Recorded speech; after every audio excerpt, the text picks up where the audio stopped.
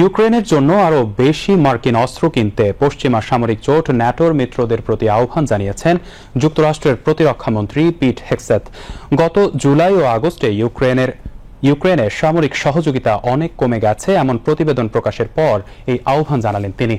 ইউক্রেনকে সামরিক সহযোগিতা নিয়ে ন্যাটোর মহাসচিব মার্ক রুত্তেও সাংবাদিকদের সঙ্গে কথা বলেন। তিনি জানান, PURAL এর মাধ্যমে ইউক্রেনকে $200 কোটি সহযোগিতা করবে এমন প্রতিশ্রুতি ইতিমধ্যে করেছে তারা। তবে ইউক্রেনের প্রেসিডেন্ট ভলোদিমির জেলেনস্কির প্রত্যাশার চেয়ে অর্থের পরিমাণ অনেকটাই কম। চলতি অক্টোবরের মধ্যে $350 কোটি অস্ত্র সহযোগিতা চেয়েছিলেন জেলেনস্কি। এদিকে ইউক্রেনে যুদ্ধবন্ধে রুশ প্রেসিডেন্ট ভ্লাদিমির পুতিন ইচ্ছুক নন বলে আবারও অভিযোগ করেছেন মার্কিন প্রেসিডেন্ট ডোনাল্ড ট্রাম্প। হোয়াইট হাউসে সাংবাদিকদের সঙ্গে আলাপকালে তিনি এ আহ্বান জানান। তবে ক্রেমলিন জানিয়েছে যুদ্ধবন্ধে যে কোনো মুক্ত আলোচনায় প্রস্তুত রয়েছে তারা। তবে মুখে যুদ্ধবন্ধের কথা বললেও পাল্টাপাল্টি হামলা অব্যাহত রেখেছে রাশিয়া ও ইউক্রেন।